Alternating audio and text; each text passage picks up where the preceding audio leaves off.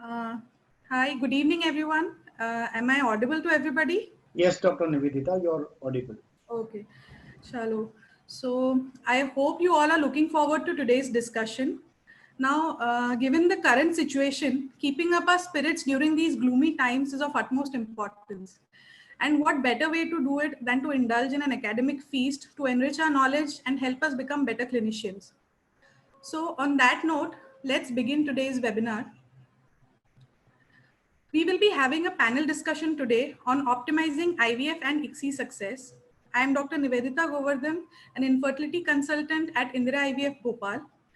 And I have a panel of IVF experts with me today, Dr. Parth Joshi from Ahmedabad, Dr. Ritu Punani from Dehradun, Dr. Ganeshwar Barik from Chennai, and Dr. Yumi Sherpa from Siliguri. So when we are talking about IVF, how do you define success? So success in IVF is a measure of the pregnancy and the live birth rates. And how do you achieve success? Well, it is not one thing, but a combination of multiple factors like an individualized approach for each patient, the right counseling, and maintaining certain standard protocols that are time tested and give results. Now, IVF is not a single step procedure. It is a chain of events right from the time the patient approaches you for the first time up until the delivery of a healthy baby. And like in any chain, there are some weak links, the identification and strengthening of which is crucial to reach the end result. So, what are the weak points in the process of IVF? The first and foremost that comes to mind is suboptimal patient evaluation. If you can't get the diagnosis right, how are you going to give the correct treatment? The second important point is a failure to identify and treat any underlying conditions. One of the most important things is suboptimal stimulation. And finally, problems in embryo selection and transfer and certain lab factors. So we will be covering the following three main points in today's discussion. The first will be patient evaluation and identifying underlying disorders. The second will be optimizing ovarian stimulation. And finally, optimal embryo culture, selection, and transfer. So let's begin with identifying certain patient factors which affect IVF success. First and foremost, what comes to the mind is the age of the female. Fertility goes on decreasing with advancing age. There is no doubt about that. Another thing that matters is the patient's history. More the number of IVF cycles, lesser the chances of success.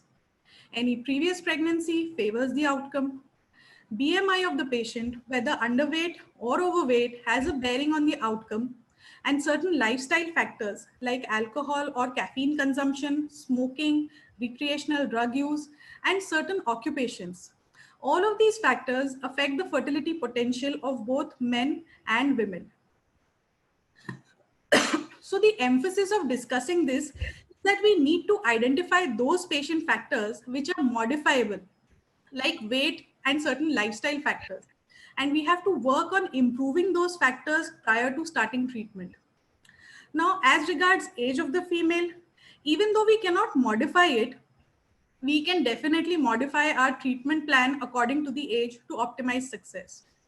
So I would like to ask Dr. Parth to highlight the importance of female aging and its impact on fertility. Good evening, everyone. Dr. Nivedita, age is foremost and very important parameter as far as the fertility potential of any female is concerned. Because with increasing age, advancing age, we all know chances of fertility decreasing because mainly because of depleting ovarian reserve. When in today's current scenario, social scenario, we all know women are postponing their marriages, first pregnancy, because giving importance to their study and career. But even I like to advise those women, you have to keep it in mind, your fertility potential is also decreasing year by year. As a responsible gynecologist, when such advancing age female comes to your clinic, we should provide aggressive fertility treatment to such females with higher success rate without wasting much of their precious time. Now let's focus on IVF. When we push such advanced age females for IVF, what are the problems we are facing? First problem, higher doses of gonadotropins requires means higher costing, decreased ovarian stimulation or ongoing follicles are less, lesser oocyte retrieval, lesser embryos available for transfer, lower implantation rates, ultimately IVF success goes down, higher miscarriages rate because aneuploid embryos, which are common in advanced age, females are getting implanted. This is all because of depleted ovarian reserve. Along with this, these all advanced age females are also prone for having fibroids, adenomyosis, or poor endometrial quality inside the uterus. They are also prone for medical disorders like hypertension, thyroid disorders, or diabetes. So ultimately, all these factors combine and decreases the IVF outcome in such females, and ultimately it also lowers the parental outcome. So age is a very important factor, Dr. Nivedita, without any doubt. Thank you, Dr. Path. As you rightly said, that the chances of aneuploidies goes on increasing steeply with the advancing female age from nearly 40% at age 35 to a staggering 70% at age 45. And this reflects on the live births as well. As you all can see here, irrespective of the number of oocytes retrieved, the delivery rate is significantly lower in women who are more than 39 years of age compared to those aged less than 30, proving that age of the female is an independent predictor of live birth. Now, when it comes to evaluation, how much importance should be given to proper patient evaluation? To answer this question, I want to share a prospective study which was conducted on 1475 patients with 2 previous failed IVF cycles. And before starting the third cycle, a whopping 37% of these patients had abnormal findings on hysteroscopy in the form of polyps, adhesions, septum, and fibroids. And correction of these abnormalities led to a significant improvement in the clinical and the ongoing pregnancy rates. So although this means that endometrial cavity evaluation is of utmost importance, what is the right way to do it? Is hysteroscopy the way to go? Which brings us to the long-standing debate. Should hysteroscopy be done in all patients undergoing IVF? Dr. Yomi, what do you think? Good evening, everyone. Yes, Dr. Nivedita, this is a very important question. Well, the two most important factors that are for successful outcome is a good embryo and a good endometrium. And as gynecologists, our focus rests on the uterus, and we mostly tend to use hysteroscopy as a diagnostic tool. But with TVS becoming equally efficacious in diagnosing the pathology of the uterus, studies have suggested that hysteroscopy routinely is not recommended prior to IVF. 2 studies are listed in the Lancet, namely the INSIGHT trial for couples undergoing IVF for the first time and the TROPHY trial for 2 to 4 IVF failures. Both states that routine hysteroscopy does not improve the live birth rates in infertile women with a normal TVS. Hence, it should be restricted solely to those with pathology detected in the TVS. Yes, Dr. Yomi, I agree with you that hysteroscopy is not indicated in all patients undergoing IVF, especially if a proper ultrasound evaluation is done. So there was a study conducted in 2018 which showed very high sensitivity and specificity of ultrasound in detecting endometrial abnormalities like endometrial hyperplasia, submucous fibroids, polyps, endometrial adhesions, and congenital anomalies of the uterus. So this goes to show that ultrasound does play a role in infertility evaluation. I would like to ask Dr. Ganeshwar to tell us about the importance of transvaginal ultrasound, especially with regard to evaluation. Hello everyone, TBS is very important to evaluate infertile patient. Evaluation should be done systematic way to uterus, tubes, and ovary. After you insert your transvaginal probe, it is the mid-sagittal section. In mid-sagittal section, you have to evaluate uterus, position of the uterus. It is mid-pose, anterotated, retroverted, endometrium, myometrium. After that, turn your probe 90 degrees. Then it is becoming transverse plane. In transverse plane also, you have to assess endometrium, myometrium, any other abnormalities like adenomyosis, hydroid, polyp. After that, you should focus to tubal pathology, means hydrosalpinx. As we all know, tubes are very difficult to diagnose, to detect in ultrasound unless they are diseased. So you should look for the hydrosalpinx. Third one is look for ovaries. And very easy way to localize ovary is follow the adnexa and be near to the iliac vessels. In ovary, you have to find out antral follicular count. Antral follicular count means follicles of size 2 to 9 mm. It is very important to count AFC in both the ovaries because our further plan of management is depends on the number of antral follicular count. Apart from antral follicular count, you have to look for endometriosis or any simple cyst or not. And you have to look for sliding sign also to detect any deep endometriosis. And last thing I want to tell you, nowadays three-dimensional ultrasound is becoming very popular in diagnosing Mullerian anomalies. Yes, thank you, Dr. Ganeshwar, for summarizing the role of TVS in such a fine way. I really don't think that I need to add on to it. So now that we have established the importance of diagnosing underlying problems and the invaluable role of ultrasound, let us now talk about treatment. Which are the factors that need correction and what are the means to achieve it? Let us start first by discussing the rationale of treatment of hydrosalpinx before starting IVF treatment. Dr. Ritu, I want you to address this question. Very good evening to all of you. Thank you, Dr. Nivedita. As we all know that hydrosalpinx is one of the common gynecological disorders which have a detrimental IVF outcome. We know that 50% reduction in live birth rate and clinical pregnancy rates have been noticed in these patients. So definitely it should be addressed before doing an embryo transfer. Now there can be various ways how you can approach a hydrosalpinx. You can either do a laparoscopic salpingectomy, laparoscopic proximal tubal occlusion, hysteroscopic tubal occlusion using Assure devices. We can do ultrasound guided aspiration and even sclerotherapy. But now let's look at the evidence. As per the latest meta-analysis which was published in 2019 in RBM Online, on the treatment of hydrosalpinx and IVF outcome, it concluded that there is a good evidence for recommending both laparoscopic salpingectomy or laparoscopic tubal occlusion prior to the IVF in hydrosalpinx patients. And there has been no effect on the ovarian response parameters after salpingectomy. Laparoscopic proximal tubal occlusion, as it is less demanding and can be an option for a patient with severe periodontal adhesions. And recently now we're having a new technique of sclerotherapy, which might be useful for patients in near future. So as of now, the most practiced and common technique is laparoscopic salpingectomy.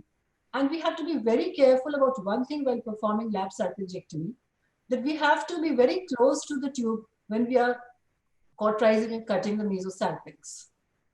I think so. My choice, I think lap salpingectomy is the ideal treatment for hydrosalpinx prior to IVF. Yes, thank you, Dr. Ritu. So you are right. Whenever you have a patient with hydrosalpinx, surgical treatment is superior to no intervention, as is also supported by a large meta-analysis which was conducted in 2016. Now, as far as the surgical method is concerned, both salpingectomy as well as proximal tubal occlusion or clipping, like you rightly said, both have shown similar efficacy. However, because clipping is a technically less demanding procedure, it is easier to perform. It can be a better alternative in patients with severe pelvic adhesions where the resection of the entire tube may not be possible. So yes, if there is a hydrosalpinx, it needs to be addressed before starting IVF treatment. So let's move on to the next factor, that is fibroids. A dilemma for many, whether to do myomectomy or not, and which are the fibroids that need to be removed. Dr. Parth, I want to know your opinion on this.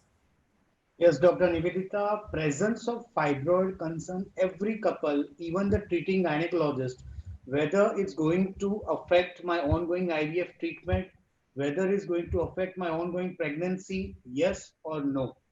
N number of studies worldwide have been performed already to remove this dilemma. So I want to highlight the important strategies which can help in our day-to-day practice in tackling fibroids before going for IVF. Can I have the slide of FIGO classification, site-wise? The important thing, the first step you should consider is the site of the fibroid. Irrespective of the doubt, grade 0, 1 and 2 means submucous fibroid or intramural fibroid, distorting the cavity without any doubt in your mind, you have to remove it, whatever the size it is. Because if evidences are showing it's clearly affecting the implantation rate and there is a presence of higher miscarriage rate. So without any doubt, 0, 1 and 2 fibroids has to be removed surgically. The dilemma arises when there is a presence of fibroid intramurally, but it's not distorting the cavity. So a recent paper on 2017 ASRM is clearly showing if there is a presence of fibroid not touching your endometrium, but the size is more than 2.85, you can take it like a 3 centimeter. Whether it's touching the cavity or not, you have to remove it because evidences are clearly going against. They are going to decrease your implantation rate and increasing the ongoing pregnancy, decreasing the ongoing pregnancy rate. What are the theories behind? They are going to alter the uterine perfusion. They are distorting the anatomical musculature of the uterus. They are causing increase in the inflammatory reaction. So no doubt, more than 3 centimeter, you have to remove it. Now we go further. We go for the subserous fibroid. Yes, usually subserous fibroid do not affect your ongoing pregnancy rate. But if more than 7 centimeter subserous fibroid, you should remove because they can cause any obstructive symptoms later on in the pregnancy. And yes, any size subserous fibroid, it is obstructing your ovum pickup procedure. There's a difficulty you are expecting to retrieve the oocyte, has to be removed before starting your IVF. So overall, this is a classification wise I've given you the guidelines. Detection of fibroid before going for IVF. So you need to evaluate and you need to take a decision whether they require myomectomy or not. So it's very important point you should consider before going for IVF. Yes, thank you, Dr. Parth. So that just about sums it up. Now, the role of submucous and cavity distorting fibroids and the benefits that arise post myomectomy, they all have been well established in literature. Like Dr. Parth said, that the tricky part is addressing those intramural fibroids which do not distort the cavity, especially the large ones. Now, the study that Dr. Parth was talking about, so even such fibroids, they are associated with a decreased implantation and pregnancy rates. Although there is no consensus regarding the size of myomas, the study that Dr. Parth said, it was conducted in 2014, and it suggested that even intramural fibroids, which are greater than 2.8 centimeters, they also significantly impair the delivery rate of patients who are undergoing IVF and ICSI. Now, if your fibroid is not distorting the cavity, then how is it affecting implantation? So there are two proposed theories. One is a mechanical theory, that is the disruption of the myometrial junctional zone, which in turn affects implantation and placentation. The second theory is a biochemical effect. Now, we all know that leiomyomas, they secrete transforming growth factor beta. This is known to impair the endometrial receptivity. And the larger the fibroid, the more the amount of TGF beta, and the closer it is to the uterine cavity, more of TGF will reach the endometrial cells. So ultimately, to summarize, like Dr. Parth said, it is not just the submucous and the cavity distorting myomas, but also the large ones and those with close proximity to the endometrium, which need to be removed. So am I correct, Dr. Parth? I've included all of them. Yes, absolutely. Even I want to add one point. When we are performing IVF, we are always concerned about the success rate. We are also concerned about the cost of the IVF. So you always want to be somewhat more cautious. So when you're not performing surgery, there is always a definitive role of GnRH agonist depot preparations, because studies are clearly indicating when you are using GnRH agonist depot preparation before going for IVF, it decreases the tumor size and ultimately decreases the notorious effect which fibroid can cause during ongoing pregnancy. So yes, there is also a definitive role of GnRH agonist depot preparations. Yes, I agree with you that depot preparations also have a role, maybe in myomas that cannot be resected or in multiple fibroids. So that concludes our discussion on fibroids. And moving on, up next, I have a case scenario for Dr. Yumi. There is a 32-year-old female with primary infertility of 7 years with regular painful menstrual cycles.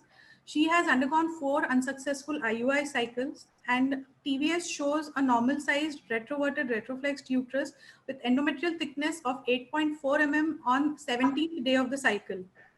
Right ovary shows 7 to 8 small follicles with evidence of a corpus luteum, and left ovary shows 2 to 3 follicles with a large endometrioma.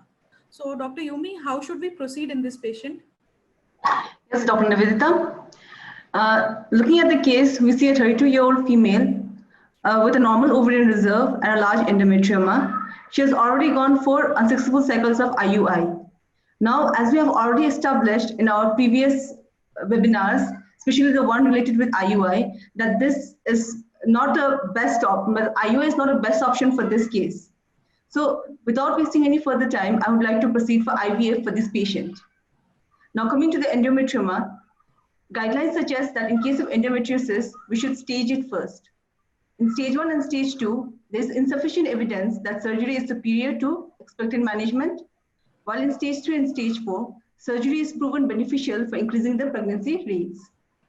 Though surgery may decrease the ovarian reserve, but a large endometrioma may increase the difficulty in oocyte retrieval, plus there is an increased risk of inflammation. Furthermore, there is a risk of spontaneous rupture, torsion, or leakage. Surgical management should include resection or cystual ablation. So coming to the case, I would like to suggest for laparoscopic cystual excision of the endometrioma after counseling about the pros and cons of the surgery, followed by stimulation and transfer. Yes, thank you, Dr. Yumi. So there have been several trials which have shown no significant difference in the pregnancy rates in women undergoing surgical resection of an endometrioma compared to conservative management. Also, I would like to add that cystectomy, if not done right, can lead to removal of healthy ovarian tissue and in turn a diminished ovarian reserve.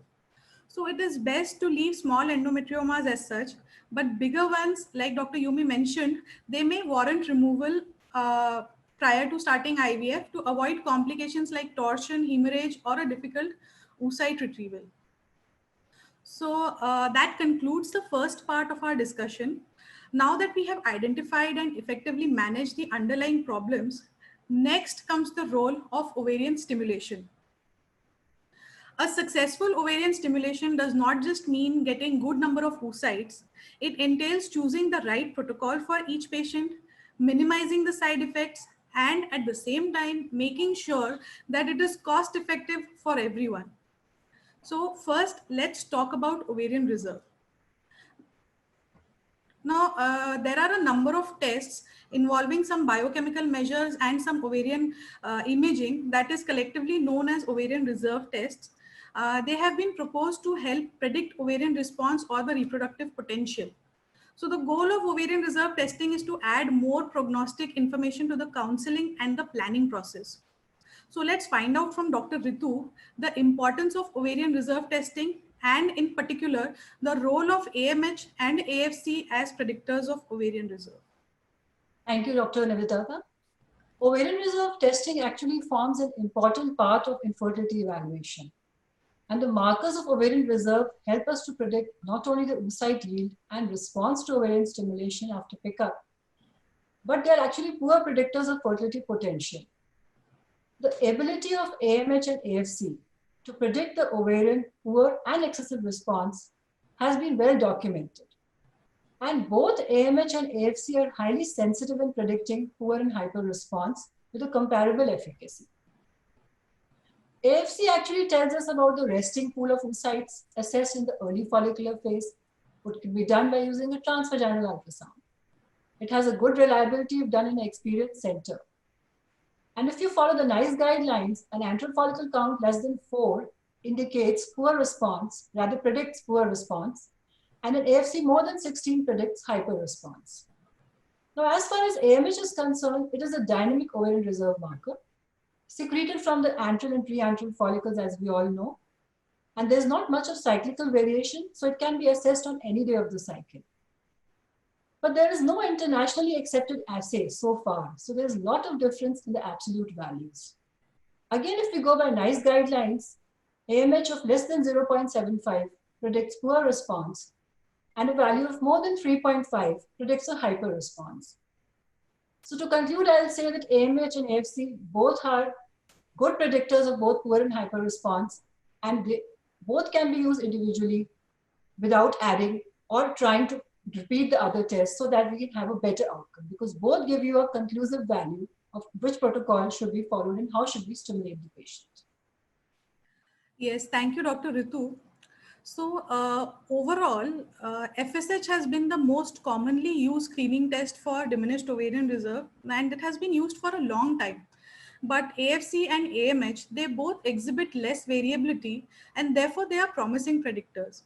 And even the ASRM Practice Committee guidelines of 2015, they suggest that AMH and AFC have a higher sensitivity and specificity and are more reliable and can be used together or individually with more reliability for ovarian reserve testing. So another thing of debate before starting stimulation is the role of pre-treatment, whether it helps in improving the response to ovarian stimulation and what modality is useful. So let's ask Dr. Ganeshwar, what is the role of pre-treatment in ovarian stimulation? Yeah, pre-treatment aim is to suppress FSH and LH prior to gonadotropin stimulation in IVF cycle. So ultimately, it leads to synchronization of the follicular cohort. Means, and in day 2, when you start stimulation, you see a beautiful, good number of similar size follicles for stimulation. Second one is it avoids cyst formation. Third one is it schedules ART cycles. So many centers are doing batch IVF, and pre-stimulation is one of the method to batch the IVF cycles. So following methods are available for pre-treatment. One is estrogen. It is known as luteal estrogen, where estradiol valeriate is given 4 milligram from day 20 to day 1 of the next cycle. Second one is progesterone. Progesterone normally we use norethistone 10 milligram 7 to 10 days in luteal cycle. Third one is OC pills. I want to highlight that OC pill is becoming very less popular as a pre-treatment because in 2017 one recent Cochrane review told that pre-treatment of OCP during IVF cycle has increased the duration, dose of gonadotropin and decreased the live birth. So now nowadays we are also not giving pre-treatment as a OCPs. Fourth one is no treatment. So best one is no treatment as a pre-treatment. Second one is estrogen, luteal estrogen you can use progesterone.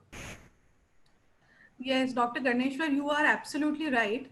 So there was a Cochrane review in 2017, which included 29 studies, and it concluded that there is no difference in the pregnancy or live birth rates with the use of either estrogen or progesterone.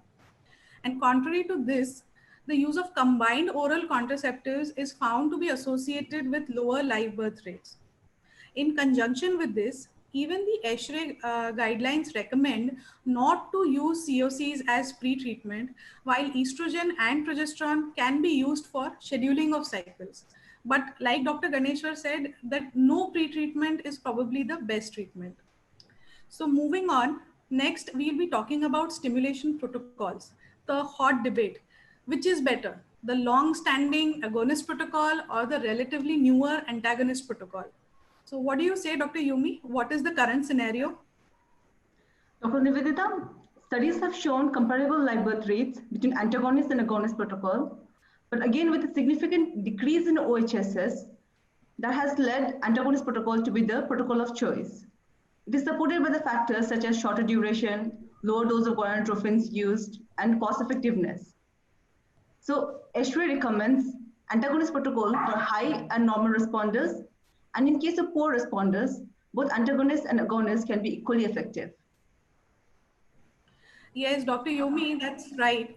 So when the antagonist protocol was introduced, although the first studies which were conducted, they reported a slight but consistent lowering of the pregnancy rates, and this delayed the implementation of the GnRH antagonist protocol.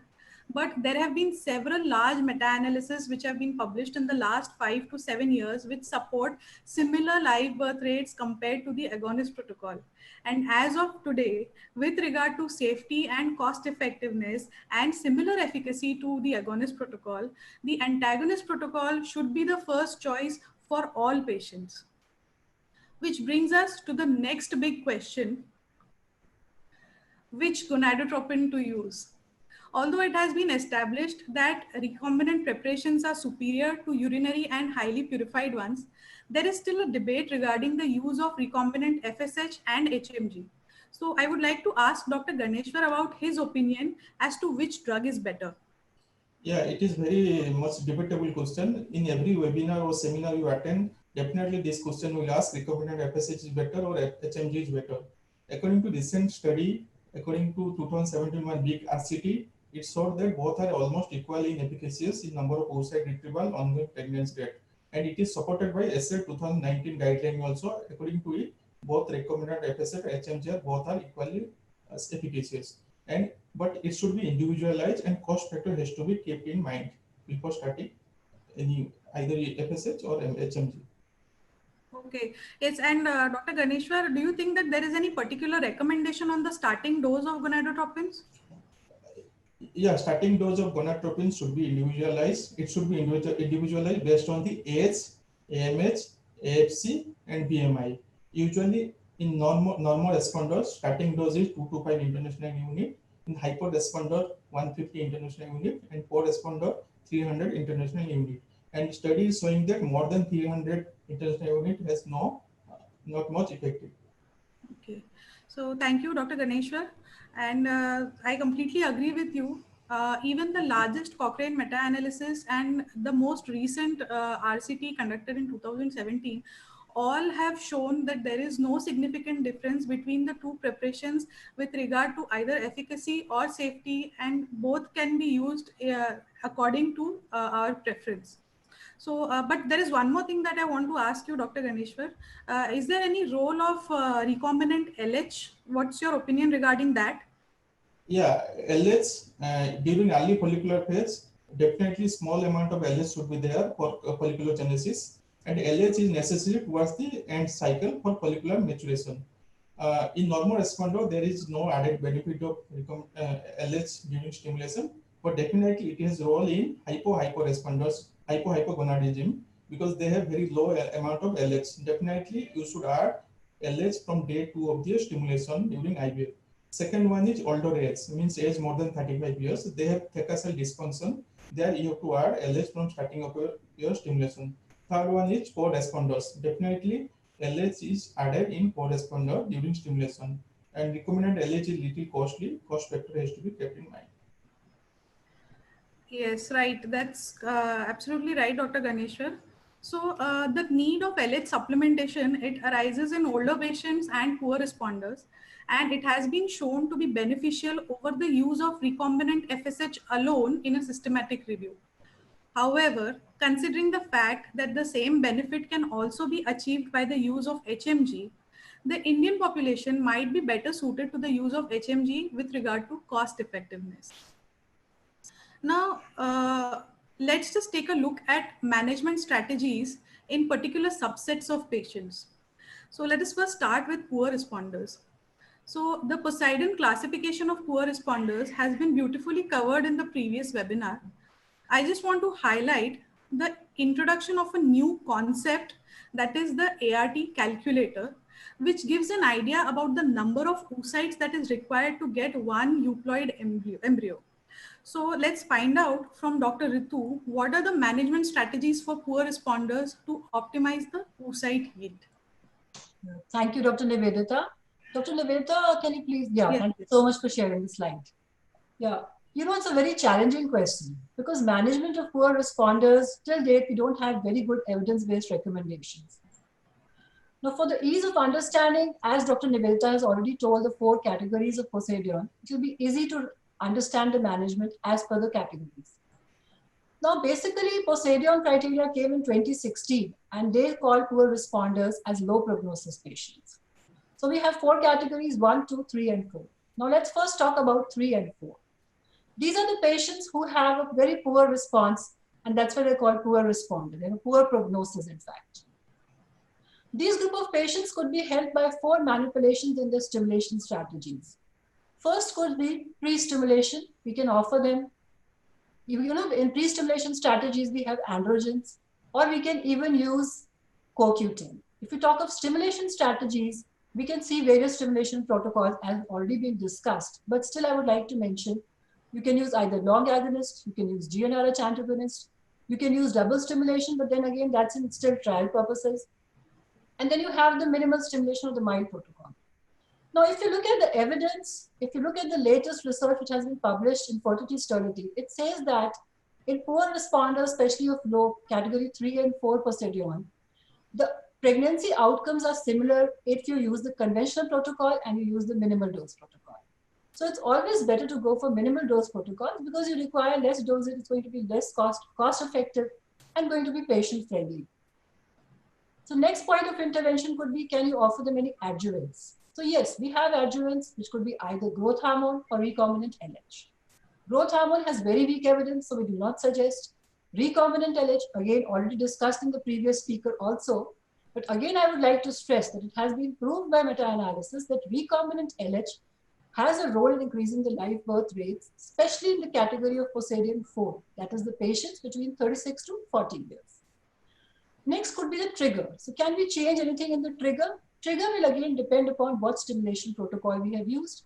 Either we are planning a fresh transfer, or we are planning a frozen transfer, we are planning embryo pooling. So there's not much we can do with the trigger. So these are the modulations we can have in Posadion 3 and 4 patients. Now what about Posadion 1 and 2? They are actually good prognosis patients because their age is less and their reserve has been good. But luckily or unluckily, they have not responded better. So they have either had a very poor response or they have had a suboptimal response. So in these group of patients, if you take group 1, basically we assume that maybe it's the FSH and LH receptor polymorphism. That means the ovaries have become less sensitive. So an increased dose of FSH. Generally, we start the dose of 150, so maybe we can step up up to 225 or maybe 300 if required, but definitely not more than that. And we can also add recombinant LH in these patients, but it has to be from day 2 of stimulation, as with FSH. And if you look at the group 2, that is in advanced age patients, they're more than 35 with almost all other similar characters as group 1. So in these patients, other than adding a recombinant LH and giving a dose of around 300 for recombinant FSH, I think it would be advisable to offer them a PGTA, that is a pre-implantation genetic testing, aneuploidy, because that will increase their risk of chance of getting a euploid embryo, because already we are having less oocytes. So less oocyte means less embryos. If we do a PGTA, we can have a better outcome. So I think in the end, I would just like to say that definitely there is a hope for poor responders still. And near future, there will be some more options like ovarian rejuvenation, stem cells, which could help these responders to get a pregnancy. Yes, thank you, Dr. Ritu. That was a concise but a comprehensive summary for the management of poor responders. And as you rightly said, that minimal stimulation has comparable pregnancy rates with conventional stimulation. And if combined with embryo accumulation, it proves to be a very cost-effective tool, especially in Poseidon groups 3 and 4. Now, there are a few things that I want to add to what you have just mentioned. So when you're doing minimal stimulation, sometimes addition of clomiphene to low-dose gonadotropins can also be done because it has shown promising results. And contrary to this, like you rightly said, that increasing the dose of gonadotropins is probably not going to help. So if you increase it from more than 300 IU per day, it's not likely to improve outcome, but it will only increase the treatment burden.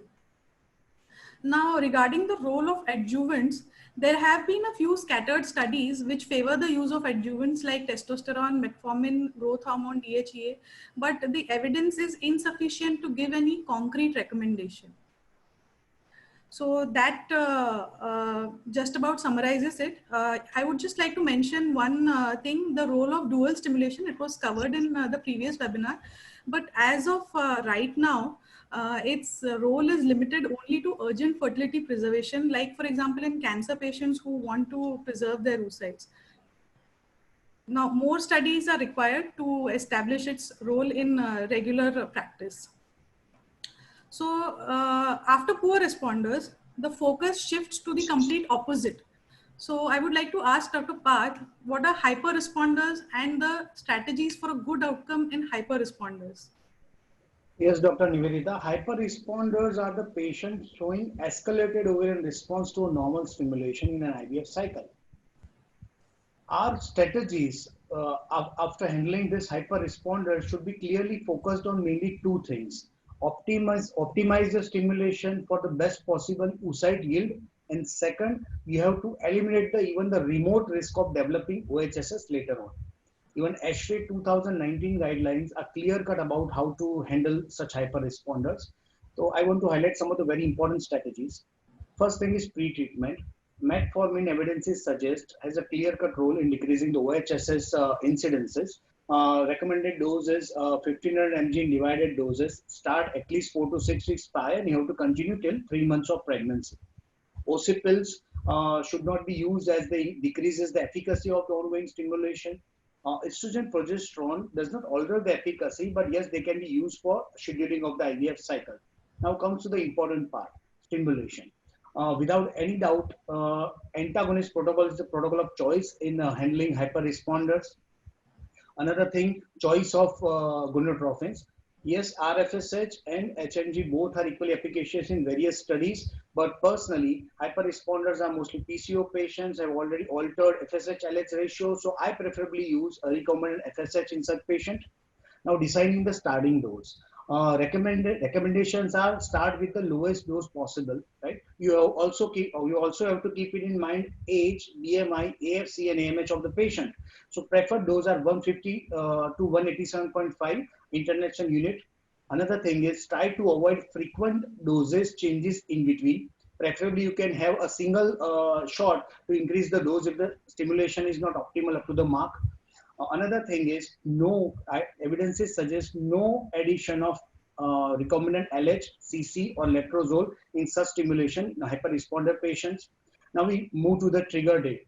When we expected oocyte yield would be more than 20 on the trigger day, you can obviously start cabergoline, a 0.5 mg OD for 7 to 8 days. That evidences are clearly suggesting it can decrease the OHSS incidence.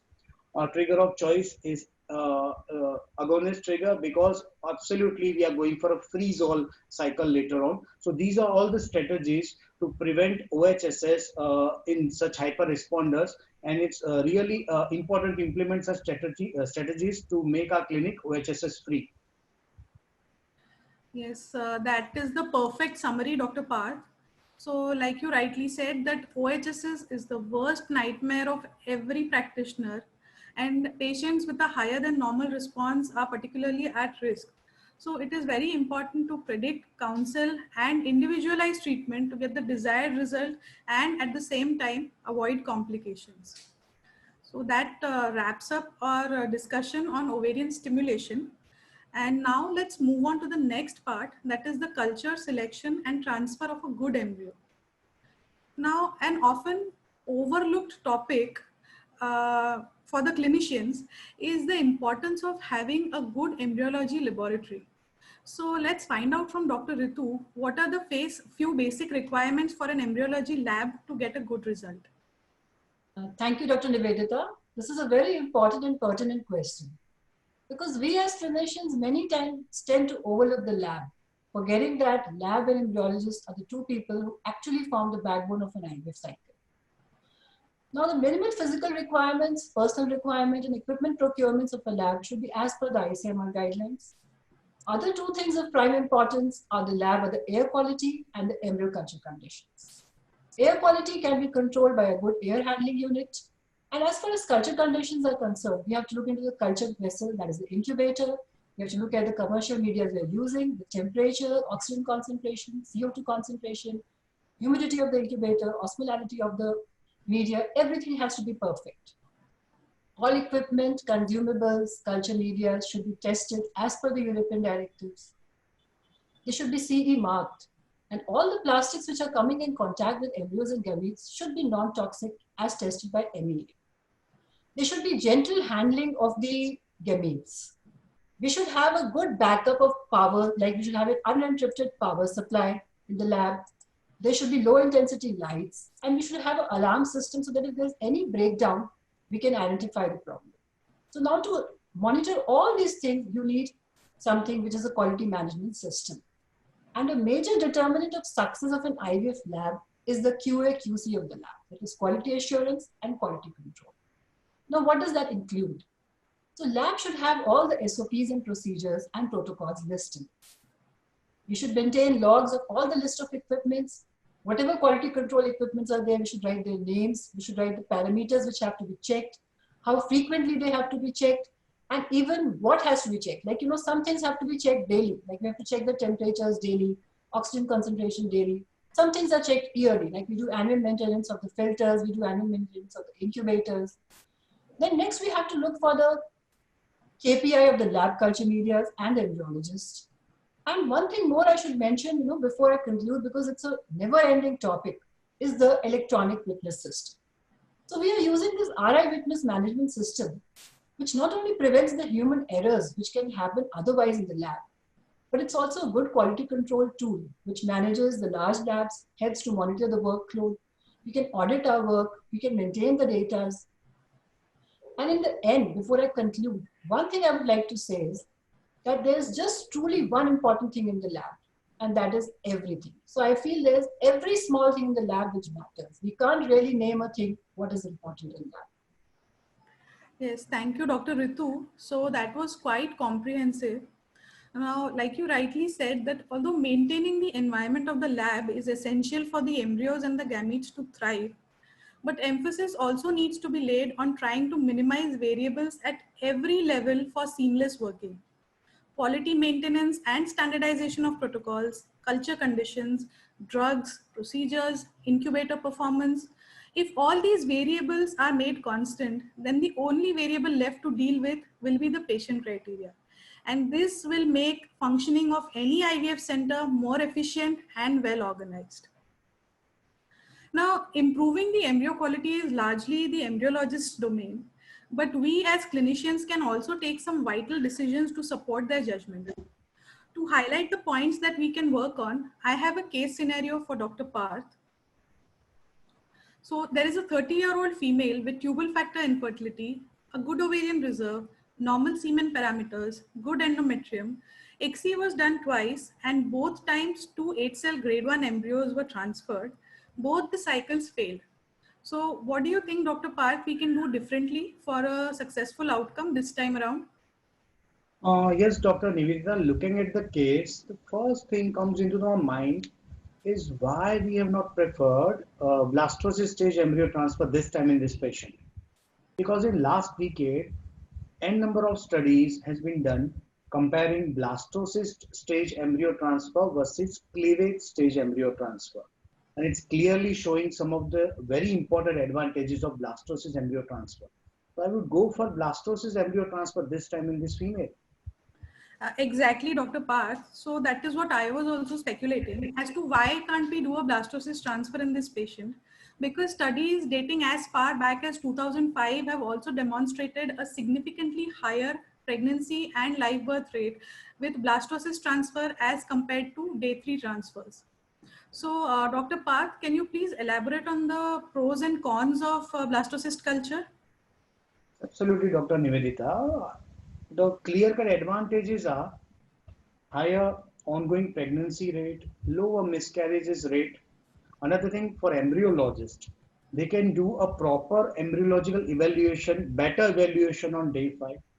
Another thing, embryo selection is easier as lower number of embryos are available. Even it matches with the uterine synchrony. As a gynecologist, we all know the embryos are implanted in day 5, day 6 and a natural cycle also. So when we are transferring this day 5, day 6 blast, it matches with the uterine synchrony, natural thing.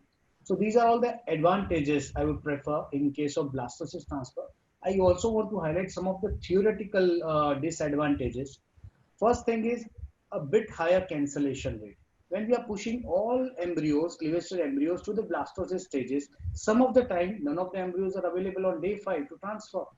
Second thing is, lower number of embryos are available for cryopreservation for next cycles. But practically, these are not actually disadvantages. A clinician should understand this and explain to the couples. Rather, it's better to assess embryo in the lab rather facing an IVF failure or a miscarriages like this case on a later date. Another thing, there are technical limitations. When we are preferring blastocyst stage transfer, you need to have well-trained in-house embryologist who is thorough with embryo morphological grading. Along with that, you need a high-end incubators.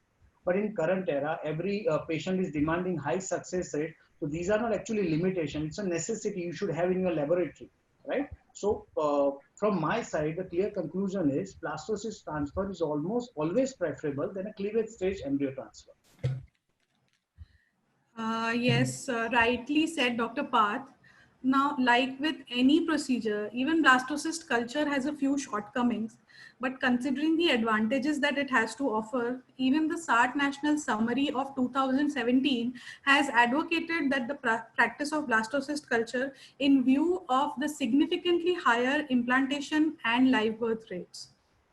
Now, for Dr. Ritu, I just want to ask you that this is the same patient as in the previous case. The only change is that her age is now 40 years instead of 30. So do you want to add anything to the management that Dr. Path has suggested? Well, thank you, Dr. Nivedita. Yeah, I think Dr. Parth has given a very right opinion, but there's definitely we can help in this patient. Something more can be done for her because the age, as you mentioned, is more than 40 years. Now, one thing which is very important in improving the IUFXC outcome is to select an embryo of an highest implantation potential. And it goes without saying it has to be a euploid embryo. So as we know, as the age increases, the probability of getting a euploid embryo decreases. A patient less than 35 years would have a chance of getting almost 50 to 60% getting a euploid embryo. Once she hits 35, in the age group of 36 to 39, there'll be almost a 33% chance. And once beyond 40, there'll be almost a 20% chance. So only 1 in 5 embryo would be euploid. So what we have to do in these advanced maternal age patients is that we should shift our focus from selection of embryos by morphological grading to analyzing the chromosomal health of the embryo. That could be done by a trophectoderm biopsy. And the procedure, so-called fancy name is pre-implantation genetic testing aneuploidy. So it's an ideal test of patients of advanced maternal age. Although it has been documented that there's no increased live birth rate, but there was a study published recently in Fertility Sterility, that was a STAR trial actually.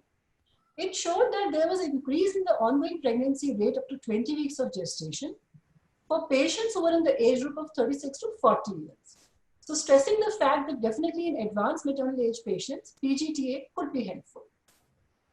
But it cannot be used as a ruling screen tool that we can use for everybody. So ASRM says there's no evidence so far to use it as a screening tool for general IVF population. But definitely it is the answer for patients of advanced maternal age, because not only it gives us a good euploid embryo, but also decreases the chances of recurrent miscarriages, which they're more prone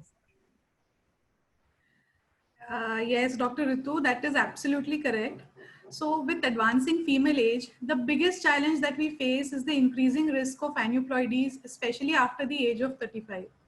Now, the Society of Assisted Reproductive Technology has also mentioned in its national summary in 2016 that the implantation rate for euploid blastocysts as identified by PGTA, like Dr. Ritu mentioned, it is significantly higher than that of untested blastocysts, and this is for all maternal age groups. But like Dr. Ritu said, that it is not advocated that we do this in all maternal age groups, but above the age of 35, definitely it has a role. However, additional manipulation of the biopsied embryos, it also poses a potential risk, and it is more so for the cleavage stage embryos.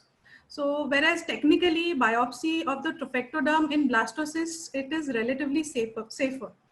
But then again, there is another flip side, because blastomeres, they divide at very high rates, and particularly in the trophectoderm, which increases the risk for mitotic errors and mosaic aneuploidies, even if the inner cell mass remains euploid.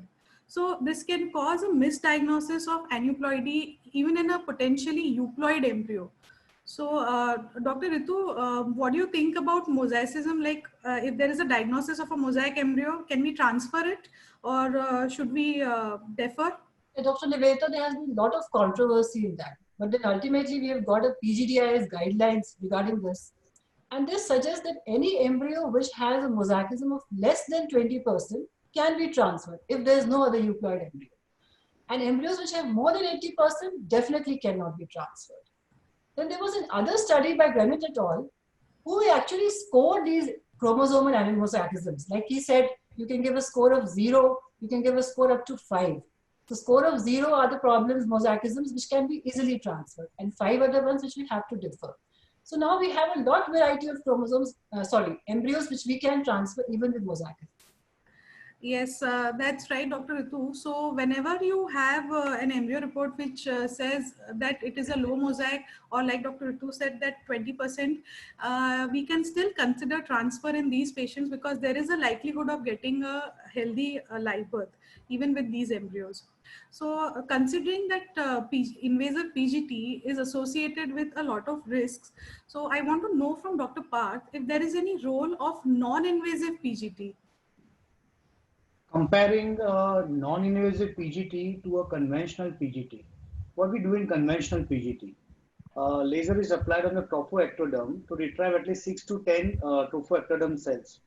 And in non-invasive PGT, basically we search for free cell DNA from embryo culture media, right? So comparing the advantages are, it's absolutely no traumatic, non-invasive, absolutely no traumatic. Concordance rate, all the studies are showing is comparable to conventional PGT. And another important point I'm going to highlight, when you show a patient about the PGT procedure, there is always a psychological aspect covered, whether you are going to traumatize my embryo to retrieve the cells. So it also covers in non-invasive PGT part. It's still under trial, but you never know, in near future, we would have this wonderful technique in our lab to optimize our success rate.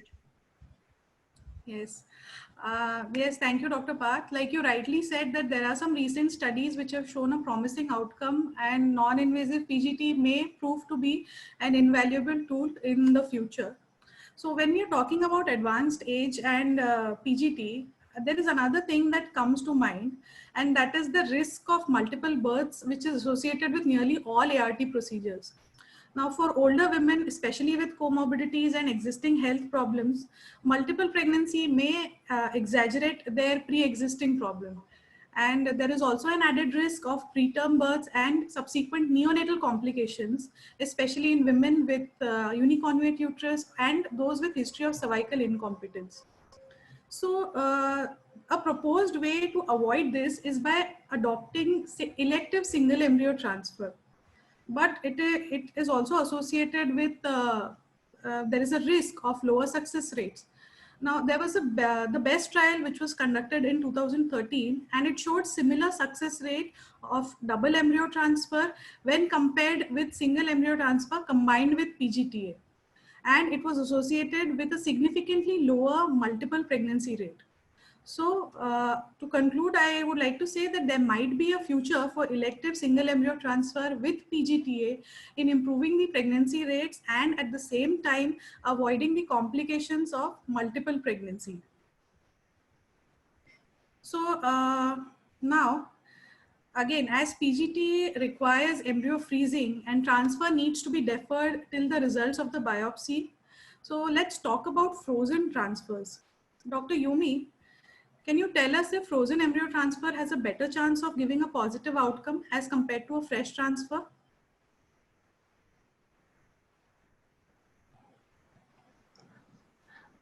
Yes, Dr. Nivedita. Frozen embryo transfer has increased dramatically over the past decade, as the indication for that procedure has expanded in part owing to the improved association with vitrified compared to older slow freezing methods. Well, studies have shown that the implantation, conception, and clinical pregnancy rate is significantly better in the frozen thaw cycle. But we should consider factors, other factors as well, as namely the ovarian reserve, number and quality of the embryos formed, and the level of progesterone on the day of the trigger. Late onset OHSS and the negative impact of the steroid hormone dependent changes in the endometrium, which adversely affects the embryo endometrial synchrony and implantation, favors the freeze-all protocol. And in addition, it allows time for the results from PGT to return. But again, in cases of poor responders, where less embryos are formed or when the embryos formed may not withstand cryopreservation, fresh transfer is advocated with proper luteal feed support, provided that the P4 level on the day of trigger was less than 1.5 nanogram per milliliter. So in conclusion, I would like to say that we cannot advocate frozen transfer for everyone, or we cannot advocate fresh transfer for everyone, but then it needs to be individualized as one size may not fit all. Yes, thank you, Dr. Yomi. I agree with you.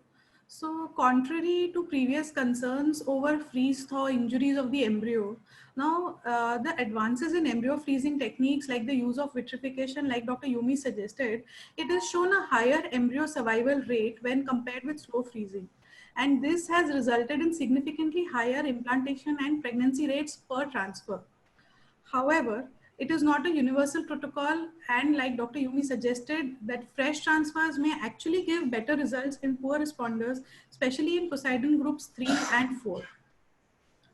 Now, when we are thinking about frozen transfers, we know that they require adequate endometrial preparation before transfer. So let us find out from Dr. Ganeshwar about the methods of endometrial preparation before frozen embryo transfer. Yeah, definitely for your successful IVF outcome or ET success, you have to optimize your endometrial preparation plan. First one is natural method. Nowadays, it is gaining very popularity. Natural method, it should be done in a women having regular cycles. Here, ovulation is spontaneous and cycle has to be monitored by ultrasound and LS window. To make it more friendly, modified natural cycle can. Here, ovulation is induced by HCG injection. Second one is stimulated cycle. Stimulated cycle ovulation induction is done by oral ovulations and gonadotropins, and embryo transfer has been done. Third one is HRT cycle, which is very user friendly. HRT cycle, you have to start estradiol valeric 4 to 6 milligram from day 2 of your cycle. Then after 10 to 12 days, you have to assess endometrium thickness. When you get the desired amount of endometrium, more than 8 mm triple line, you have to start progesterone. And embryo transfer has to be done on 6th day of progesterone. Fourth one is the down regulated cycle, which is very beneficial in cases of adenomyosis, endometriosis, previous IVF failure. Here you have to give GnRH analog in previous luteal cycle, then you have to start endo preparation plan, and embryo transfer has to be done on day 6 of progesterone. Yes, thank you, Dr. Ganeshwar. So, like you rightly said, that there are 4 methods of endometrial preparation before proceeding for FET. And in a Cochrane review in 2017, all the 4 methods have been shown to be equally efficacious. However, of late, according to some recent studies, there has been some preference for natural and modified natural cycles, and they are gaining popularity due to the reduced risk of preeclampsia because of the presence of corpus luteum in these cycles. Now, let's just take a brief overview of the embryo transfer guidelines given by ASRM Practice Committee in 2017 for a positive outcome. So what are the things that will help you get a better outcome? So embryo transfer has to be done under ultrasound guidance. Use of a soft catheter is preferred over a hard catheter. Cleaning the cervical mucus helps in improving the outcome. Then the tip of the catheter has to be placed more than 1 centimeter below the fundus in the mid cavity. And as regards withdrawal, the catheter should be removed, withdrawn immediately post-transfer. And for any retained embryos, an immediate retransfer is definitely more helpful. Then regarding some practices like use of analgesics, anesthesia, sedation, acupuncture, bed rest, massage, these are the things which are not likely to improve outcome and they are not recommended. So now that the embryo transfer is done, let us talk about the last topic for today, that is the role of luteal support and the drugs which are beneficial for a positive result. So Dr. Yumi, can you please elaborate? Yes, Dr. Nivedita. As you all know, in IVF, irrespective of the stimulation protocol used, the endogenous progesterone is not sufficient to maintain a functional secretory endometrium and allow normal embryo implantation and growth. So proper support needs to be provided. Either exogenous progesterone or HCG can be used, but due to increased risks of OHSS, progesterone supplementation is the preferred mode. As per the rules of administration, apart from oral or transdermal, any route is preferred, but as you all know, progesterone injections can be quite painful, so for better compliance, vaginal route is the preferred mode. As per the starting dose of progesterone, it can be started anytime between the evening of the oocyte retrieval till 3 days post-retrieval and can be stopped when the beta-HCG becomes positive. Alternatively, we can also use oral dydrogesterone, which has shown equal efficacy and safety with progesterone and hence can be used. Estrogen supplementation is not recommended. Drugs like aspirin and methylprednisone have been used in order to increase the pregnancy rates, but better studies are required for the same. Yes, you're right, Dr. Yumi. So progesterone supplementation is most essential in both frozen and fresh transfers. And the patient compliance also has to be taken into account. And it is definitely better with vaginal or oral routes as compared to intramuscular. But all the three methods have shown near about equal efficacy. So we can use either of them. Now, in addition to what all you mentioned, there are a few recent studies which have also demonstrated a positive role of giving a bolus dose of GnRH agonist on the day of transfer, and we can maybe use it in the future as well. So that concludes our discussion on optimizing IVF and ICSI success. To summarize, I have a few take-home messages for everyone. So the first thing is importance should be given to proper patient evaluation, identifying factors affecting outcome, and adequate counseling of the patient. Identification and treatment of underlying disorders should not be taken lightly. And transvaginal ultrasound, it is an invaluable tool for all ART practitioners. And it is my advice to anybody who's going to start a new IVF practice that please invest in a good ultrasound machine because it will go a long way in your practice. Then hysteroscopy, although it is an important aspect of ART, it is not indicated in all patients undergoing IVF, and it should not be used as a diagnostic tool. Then non-indenting intramural myomas with close proximity to the endometrium may hinder implantation and need to be addressed prior to starting IVF. Then optimizing ovarian stimulation is of utmost importance with special attention to individualizing protocols in low prognosis patients. Antagonist protocol for LH suppression has similar efficacy to agonist with lesser complications, cost and time required, and is the way to go for all patients. Now, recent advances in technology like the use of blastocyst culture assisted hatching techniques and PGT definitely help in improving the outcome. And lastly, with advances in embryo freezing techniques, frozen embryo transfers have shown better results and can be preferred over fresh transfers. So finally, I would like to say that success is not achieved by only one step. It is the sum total of a lot of small things done correctly. And the journey of IVF can be fruitful for the patient and the doctor by taking care of the smallest of details. Thank you all for being such a patient audience, and a big thank you to all the panelists for sharing their knowledge with us.